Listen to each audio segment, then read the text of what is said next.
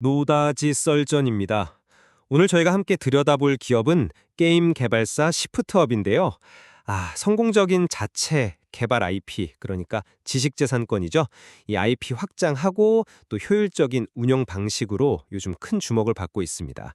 과연 시프트업이 지금의 이 상승세를 계속 이어갈 수 있을지, 전망은 좀 엇갈리는 것 같습니다. 네, 맞습니다. 시프트업이 보여준 최근 성과들, 분명히 눈에 띕니다. 하지만 그 새로운 대형 게임 출시까지는 시간이 좀 남았고, 또 게임 시장 경쟁은 아시다시피 점점 더 거세지고 있죠.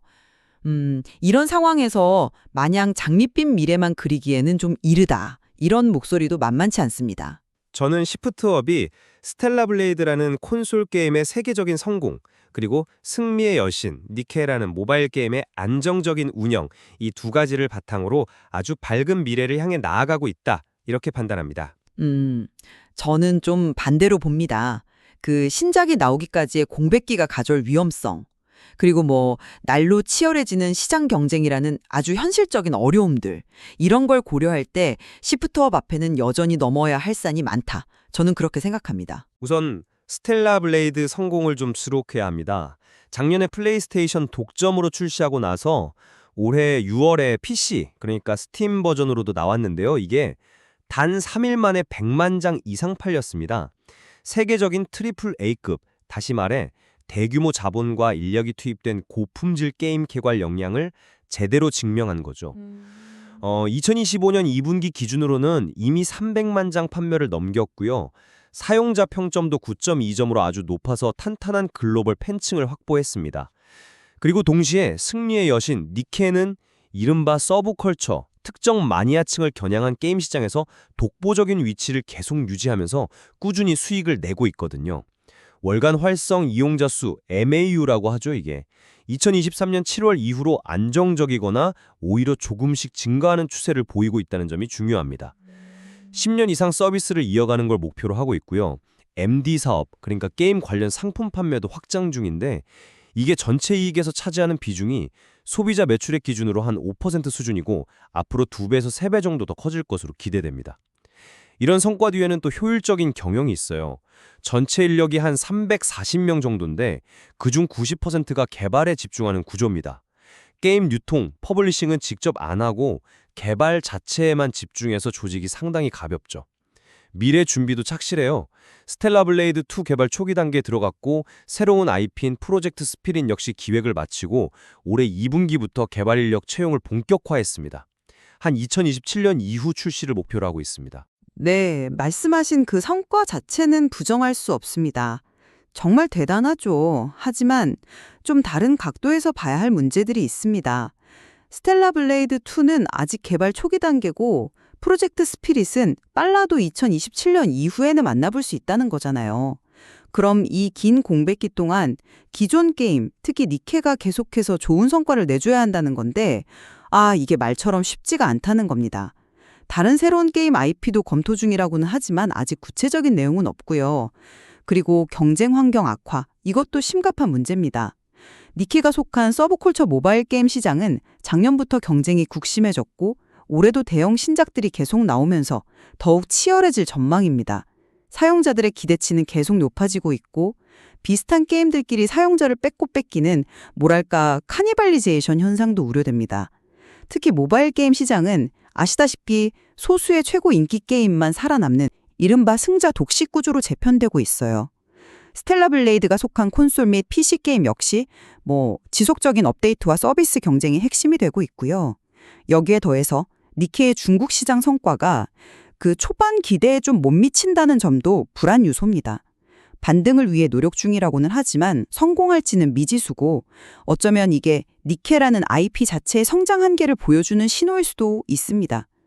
그리고 스텔라 블레이드의 PC 버전 성공이 상당히 이례적이었던 만큼 다음 작품도 똑같이 성공하리란 보장은 없죠.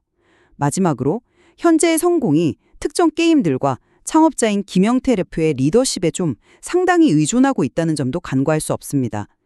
다음 세대 리더를 키우고 새로운 IP를 성공시키는 것이 중요한 과제인데 내부적으로 노력은 하고 있다고 하지만 그 결과는 아직 알 수 없는 거죠. 네, 신작 공백기와 경쟁 심화라는 분명한 우려 지점을 잘 짚어주셨습니다. 그럼 첫 번째 쟁점, 이 신작 공백기 극복 가능성부터 좀 더 자세히 이야기 나눠볼까요? 저는 스텔라 블레이드가 만든 그 강력한 팬덤, 그리고 니케이의 안정적인 현금 창출 능력, 또 MD 사업 같은 추가 수익원들이 이 공백기의 충격을 충분히 완화할 수 있다, 이렇게 봅니다. 프로젝트 스피릿 개발도 인력 채용과 함께 순조롭게 출발했고요. 글쎄요, 저는 좀 더 신중하게 봐야 한다고 생각합니다. 공백기가 길어지면 길어질수록 기존 게임의 매력을 계속 유지해야 하는 부담은 이건 뭐 기하급수적으로 커집니다. 특히 니케가 중국 시장에서 고전하고 있다는 점은 명백한 위험 신호라고 봐야죠. 스피릿 외에 또 다른 성장 동력이 될 만한 IP 확보 계획이 좀 더 구체화될 필요가 있어 보입니다. 시장 경쟁 심화 문제에 대해서는요, 저는 니케가 가진 그 특유의 게임성, 그리고 스텔라 블레이드의 팬덤이 경쟁에서 이길 수 있는 강력한 무기라고 평가합니다. 효율적인 개발 조직과 그간 쌓아온 라이브 서비스, 즉 게임 운영 노하우를 통해서 충분히 경쟁 우위를 지킬 수 있을 거라고 봅니다. 그건 다소 희망적인 관측일 수도 있습니다. 경쟁 심화는 단순히 몇몇 경쟁작이 더 나오는 수준이 아니라 아예 시장 구조 자체가 변하는 문제거든요. 높아진 사용자 눈높이를 맞추기 위한 개발비와 운영비 부담은 앞으로 계속 늘어날 가능성이 큽니다.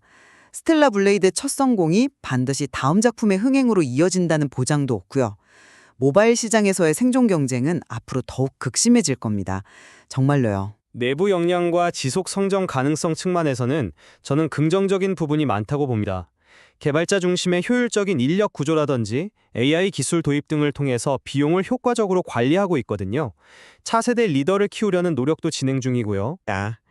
핵심 창업자에게 집중된 의존도를 낮추고 성공적으로 다음 세대 리더십으로 넘어가는 것, 이게 장기 성장의 핵심입니다.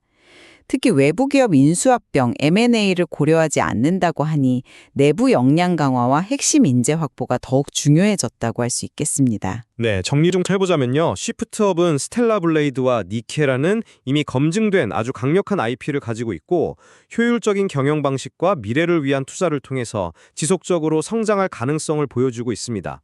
글로벌 팬덤이라든지 MD 사업 같은 사업 다각화 노력 역시 긍정적으로 평가할 수 있겠습니다. 하지만 네, 말씀하신 대로 신작 출시까지 남은 시간, 그리고 점점 더 거세지는 시장 경쟁, 또 특정 IP와 리더십에 대한 의존성이라는 현실적인 과제들 또한 분명히 존재합니다. 결국 시프트업의 미래는 현재의 강점을 어떻게 잘 지키고 발전시키면서 동시에 저희가 지적했던 이런 위험 요인들을 얼마나 잘 관리해 나가느냐에 달려 있을 겁니다. 네, 오늘 저희가 나눈 이야기들이 시프트업이라는 기업을 좀 더 입체적으로 이해하시는데 도움이 되었기를 바랍니다. 시프트업의 미래에 대한 최종적인 판단은 시청자 여러분께서 직접 내려보시길 바랍니다.